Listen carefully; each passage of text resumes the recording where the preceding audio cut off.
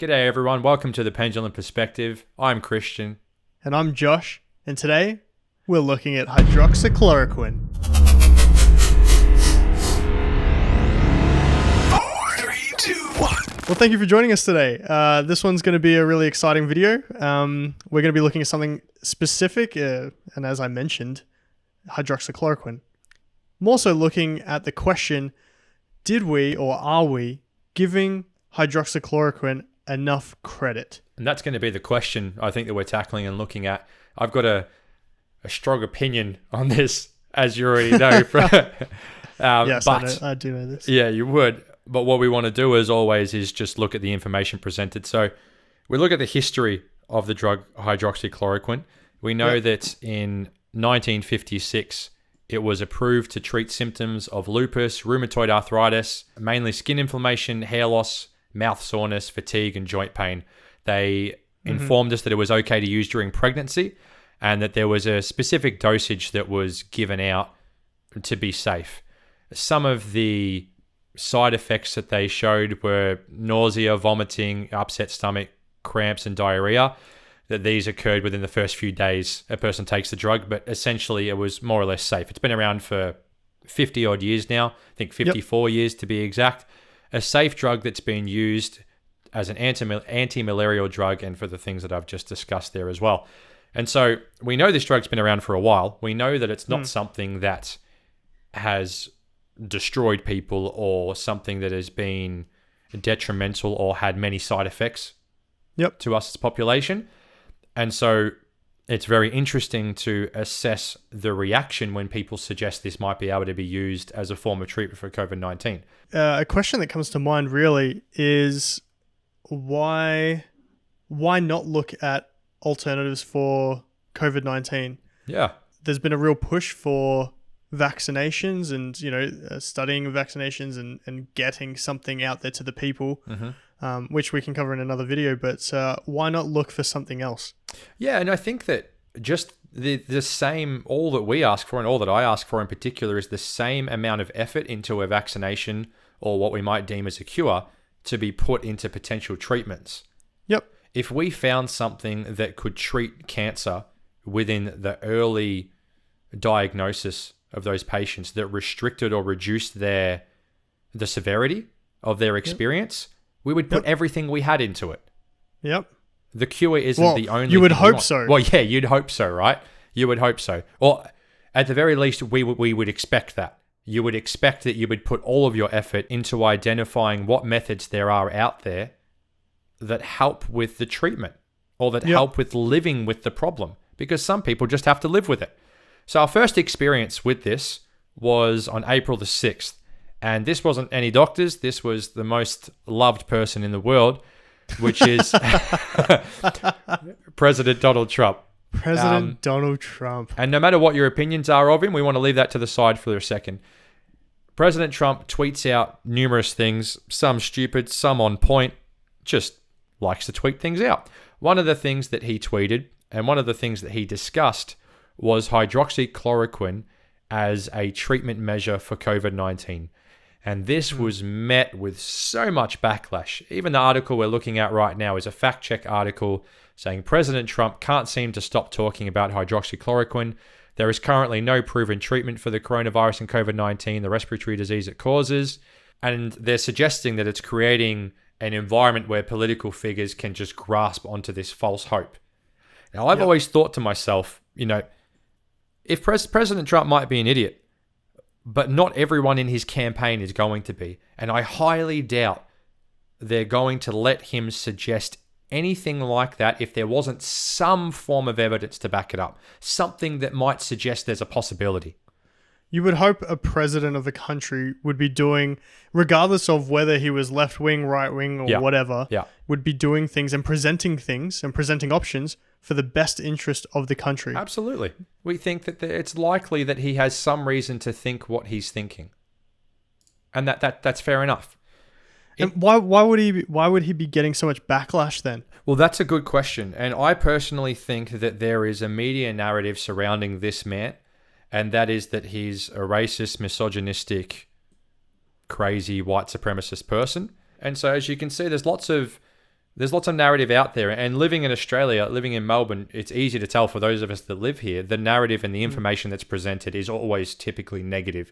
Or you don't have to go further than The Project, for example, to see examples of where the narrative is just on a negative platform and a negative plane. How they feel exactly about Trump. Yeah, and about his character more so than his policy. And so I would suggest that his character and the way people look at that is causing a stain in the way people view him and the things that he says, regardless of whether it's true or not. Yeah, and specific to the policies that he presents and the alternatives for a cure, a treatment.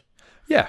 Yeah, for COVID-19, yeah. And so after this, Trump presents this, the information that we hear is he's an idiot, this is stupid, there's no evidence to present or to suggest that this would work. Yeah, we then have an article that has been released for some time between April and May.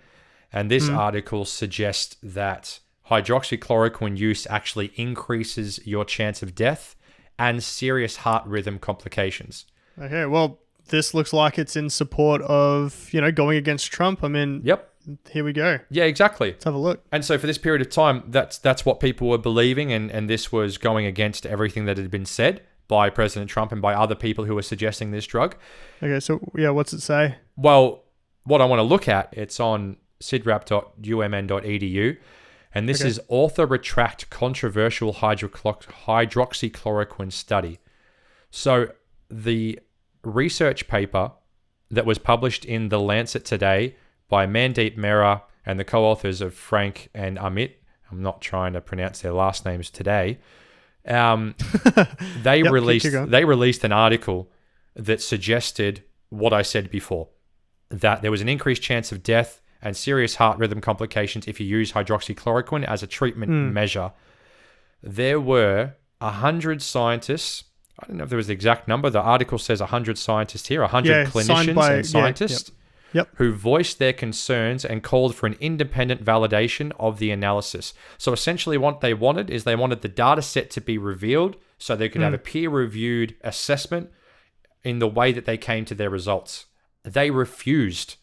In their retraction request published by The Lancet today, lead study author Mandeep Mehra and co-authors Frank and Amit said that Surgisphere, the company that obtained and analyzed the data on the patients, would not comply with the audit. They wanted to have an independent peer review that was independent of outside reviewers. At the end of the day, the outcome of this is that the article was redacted and removed. Interesting. So we have a research paper that is presented to us suggesting hydroxychloroquine, bad, don't do it, you're going to die, President Trump's an idiot, reinforcing that idea that what he said was wrong. That might not have been their motivation, but it would do that as a byproduct. It's now redacted, so we're back to square one in that there's no real evidence saying it's not good. We should probably start seeing if there's any evidence suggesting that it does work, which brings us to the next point.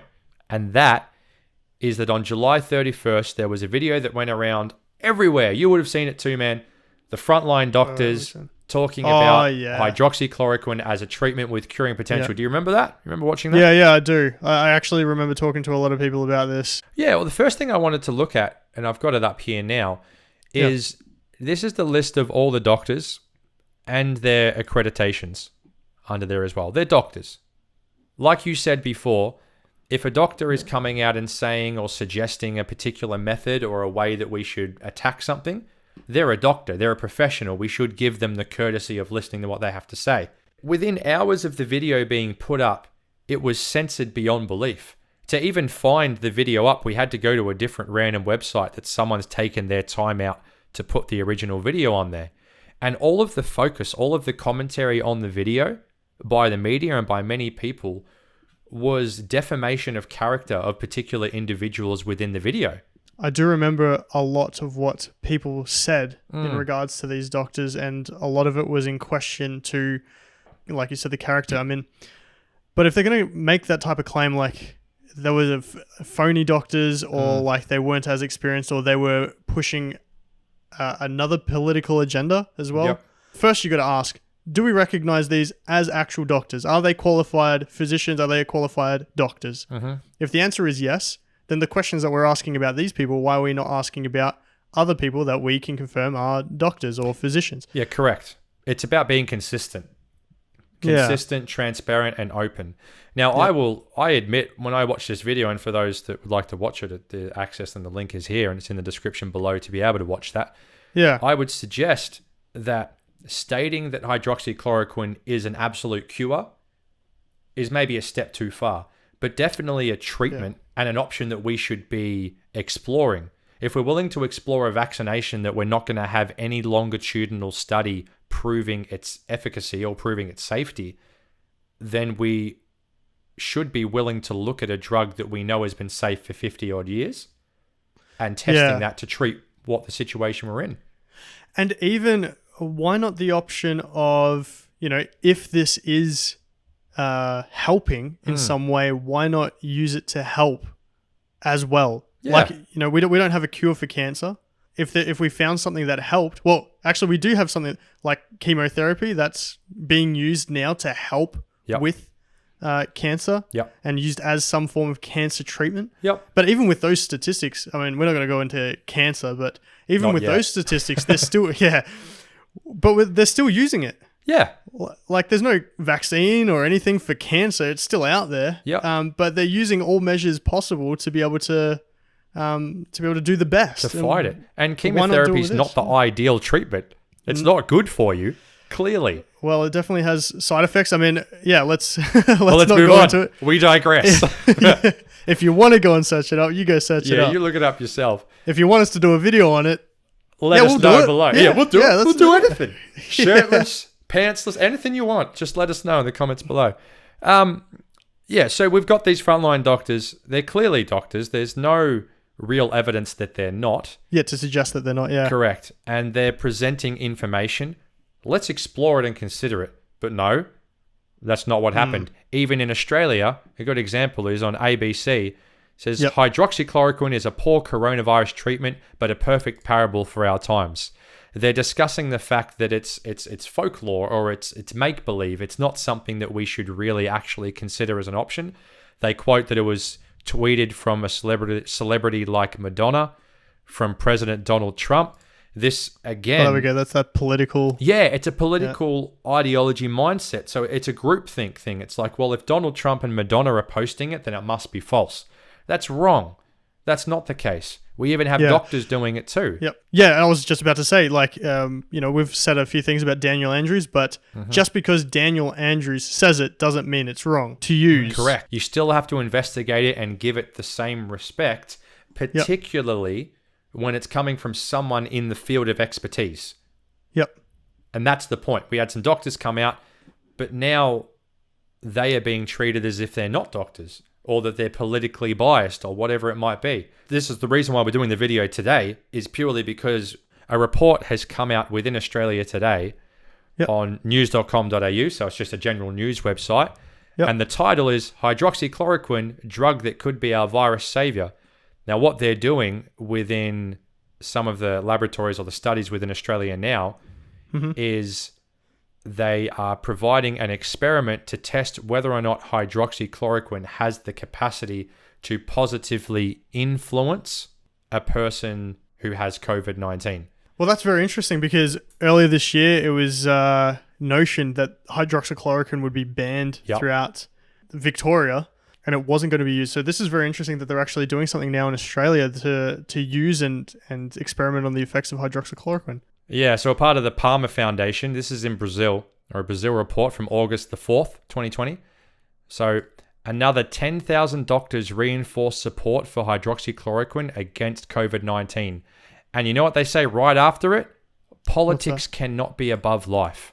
An independent scientific group as defined by the oncologist Nisei Yamaguchi gathers about 10,000 professionals from all over Brazil in defense of the use of hydroxychloroquine in the treatment against COVID-19 already in the initial phase of the disease.